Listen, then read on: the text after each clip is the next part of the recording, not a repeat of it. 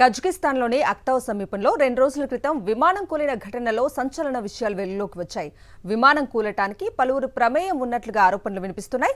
విమానం బయట భౌతిక, సాంకేతికపరమైన ప్రమేయం వల్లే విమానం కూలినట్లుగా తమ ప్రాథమిక దర్యాప్తులో అజర్బైజాన్ ఎయిర్లైన్స్ వెల్లడించింది. విమానంపై భాగంగా బుల్లెట్ హోల్స్ ఆధారాలు కూడా లభించాయి. దీంతో ఈ విమానాన్ని కావాలని డ్రోన్లతో కూల్చేశారనే ప్రచారం జరుగుతోంది.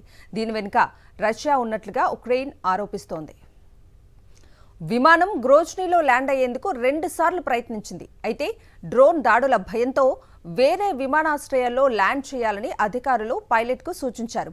అందుకే పైలట్ అక్తావ్ ఎయిర్పోర్ట్ దిశగా విమానాన్ని మళ్లించారు. ఆ సమయంలో ఆ ప్రాంతంలో కురుస్తున్న దట్టమైన మంచు ప్రమాదానికి కారణమైందని రష్యా వైమానిక విభాగం ప్రతినిధి ఎడ్రోవ్ వివరించారు. రష్యా మీడియా విమాన ప్రమాదం గురించిన అసత్యాలు ప్రచారం చేస్తోందని యుక్రెయిన్ విదేశాంగ మంత్రి సిబిహా ఆరోపించారు. క్షిపణి దాడిలో దెబ్బతిన్న విమానంలో ఆనవాళ్లు దొరకకుండా చేయడానికి రష్యా అధికారులు సముద్రం దాటాలని పైలట్పై ఒత్తిడి చేశారని విమర్శించారు. విమానం కూలిన తర్వాత క్యాబిన్ నుంచి భారీగా పొగలు వస్తున్నట్లుగా చూపే వీడియోలు, ఫోటోలు కూడా ఇందుకు సాక్ష్యంగా ఉన్నాయన్నారు.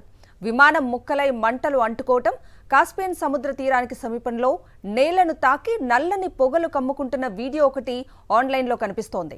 ఘటనా ప్రాంతంలో విమానం ధ్వంసమైన తీరును గమనిస్తే Russia military air defence system వల్లే నేలకూలినట్లుగా కనిపిస్తోందని యూకేకు చెందిన వాల్ స్ట్రీట్ జర్నల్ పేర్కొంది. రష్యన్లే ఆ విమానాన్ని కూల్చేశారని యుక్రెయిన్ జాతీయ భద్రతాధికారి ఆండ్రీ కోవలెంకో చెప్పారు. యుద్ధం జరుగుతున్న వేళ గ్రోజ్నీ గగనతలాన్ని రష్యా మూసివేయకపోవటం వల్లే ఈ విషాదం చోటు చేసుకుందన్నారు.